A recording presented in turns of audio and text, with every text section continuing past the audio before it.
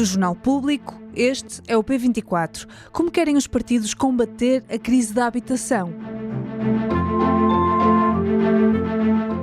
A habitação é um tema-chave dos programas dos principais partidos que se apresentam a eleições no dia 10 de março. Este é um dos problemas mais prementes do país atualmente. Há vários anos que os preços de venda de habitação e rendas estão a aumentar a ritmo acelerado e há poucos sinais de abrandamento. A oferta é escassa e a que existe tem preços incomportáveis para a maioria da população. Um cenário propício a que aumentem os casos de práticas abusivas por parte de senhorios, tendo em conta que quem arrenda casa não encontra alternativas que consiga pagar.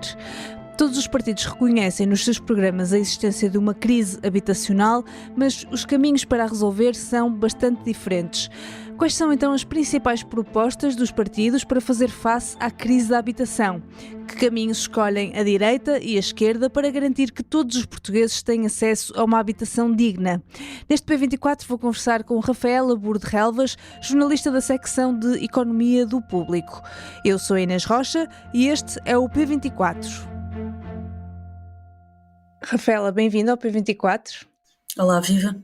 Fizeste uma ronda pelas medidas previstas nos programas dos partidos sobre a habitação e, para começarmos de uma maneira geral, quais são as grandes semelhanças entre os partidos, aquilo que praticamente todos querem fazer? Há um grande ponto em comum entre todos eles, que é o facto de todos assumirem a existência de uma crise habitacional.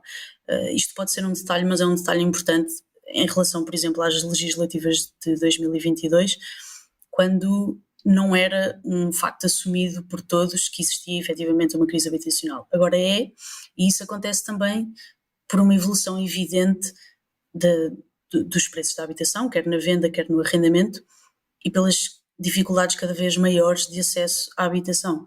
Se olharmos, por exemplo, para a evolução dos preços só desde 2022, quando foram as últimas eleições legislativas, os preços de venda das casas aumentaram 14%, os valores das rendas quase 20%, isto no espaço de só um ano. Portanto, o objetivo de todos os partidos, e este é mesmo comum, é aumentar a oferta habitacional, tanto na venda como no arrendamento. Aqui, neste trabalho que referes, eu foquei mais nas propostas para o arrendamento e, embora o objetivo seja o mesmo, há soluções muito diferentes que são propostas pelos vários partidos. E também é comum que todos os partidos têm preocupação com os mais jovens, que são quem sente mais dificuldades no acesso à habitação. Mas as medidas são diferentes. Como é que os partidos querem fazer face a este problema? Sim, há várias propostas dirigidas aos mais jovens, desde o alojamento estudantil. Há várias propostas nesse aspecto, de aumentar a oferta de residências para estudantes do ensino superior. Todos os partidos, a única exceção é a Iniciativa Liberal, fazem também propostas para alargar o Porta 65, que é o programa de apoio ao arrendamento dirigido não só aos jovens, mas agora também, uma novidade desde o ano passado, a famílias monoparentais ou com quebras de rendimentos. Portanto, sim, os jovens são um foco. Fora do arrendamento, há outras medidas também dirigidas aos jovens, é o caso, por exemplo, do PS e também do PSD, que defendem ambos a criação de uma garantia pública para os créditos à habitação que sejam contraídos por pessoas até aos 40 anos. No caso do PS são dados mais alguns detalhes sobre essa garantia, em que nos casos de incumprimento o Estado substitui-se aos proprietários que contraíram o crédito e pagam o crédito diretamente à banca e passam a arrendar a casa a esses proprietários que dessa forma não correm o risco de vir a perder a casa.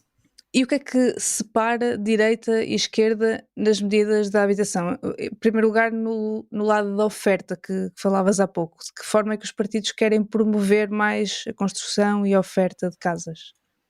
Há essencialmente dois pontos a dividir direita e esquerda. À esquerda pede-se e exige-se uma maior regulação do mercado e o fim de uma série de benefícios e incentivos fiscais.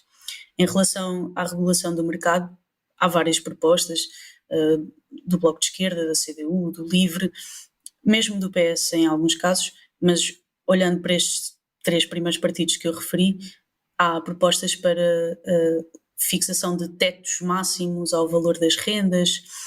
Há também a imposição de limites à venda de habitações a determinadas entidades, por exemplo, fundos de investimento imobiliário.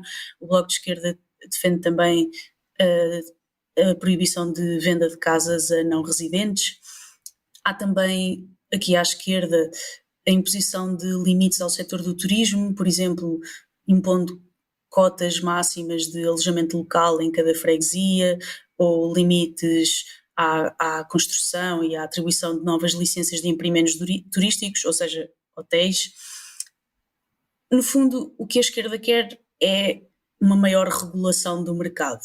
Do lado fiscal, estes partidos procuram essencialmente e apresentam propostas para eliminar ou pelo menos reduzir vários incentivos fiscais que têm sido lançados ao longo dos anos e que foram lançados sobretudo na altura da Troika, da última crise financeira, como uma forma de incentivar o investimento imobiliário numa altura em que se considerava que ele era necessário para fomentar o crescimento da economia. Portanto, temos, por exemplo, a eliminação de benefícios fiscais a fundos imobiliários e outras entidades que se considera que fomentam a especulação imobiliária. Temos a eliminação do regime de residentes não habituais, que é um regime que já foi eliminado pelo governo do PS, mas não totalmente, já que, na verdade, até foi criado um regime transitório e, portanto, as regras deste regime ainda vão manter-se durante este ano e as pessoas ainda podem aceder a este regime durante este ano. Há também uma proposta, e aqui o PS alinha-se mais à esquerda, para penalizar a especulação imobiliária e, concretamente, o que se propõe é agravar a tributação de mais-valias sobre imóveis que estejam a ser usados para especulação imobiliária, ou seja, por exemplo, que sejam vendidos sem nunca terem sido habitados ou sem sequer terem sido reabilitados. Uhum. E do lado da direita pede-se uma maior flexibilização do mercado. É precisamente isso, é o contrário daquilo que a esquerda está a exigir. Não querem mais regulação, querem menos, querem mais flexibilização. Aliás, a palavra flexibilização é muito utilizada nos programas da direita. Temos, por exemplo, a Aliança Democrática a propor a flexibilização das limitações de ocupação de solos, a reduzir as exigências ou os requisitos para a construção nova.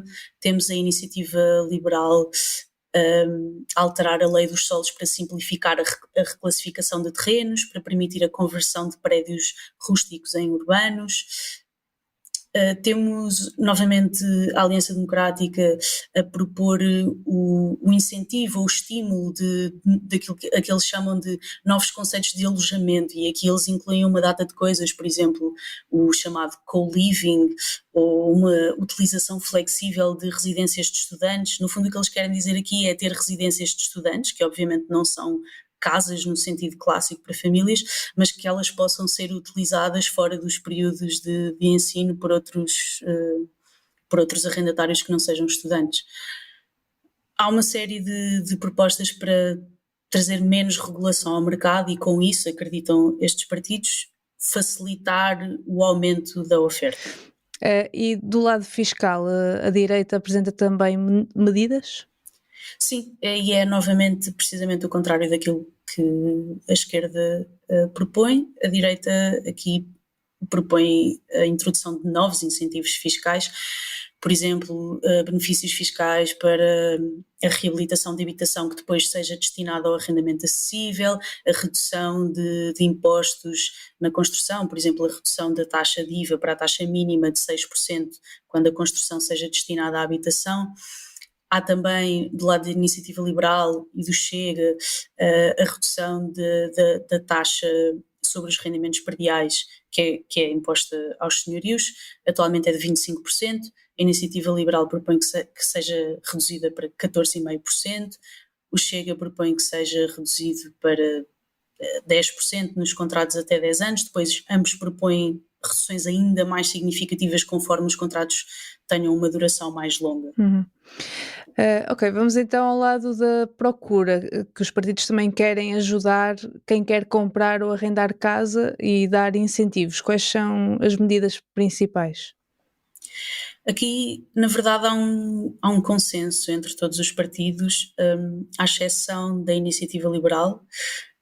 Todos os partidos com assento parlamentar propõem a subsidiação de rendas, ou seja, apoios diretos.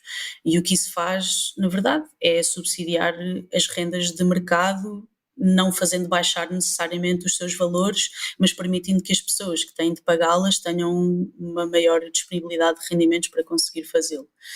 Tanto a Aliança Democrática como o Bloco de Esquerda, por exemplo, pegando em dois partidos com ideologias opostas, propõem a continuação dos apoios ao pagamento de rendas, que foi introduzido no ano passado pelo Governo.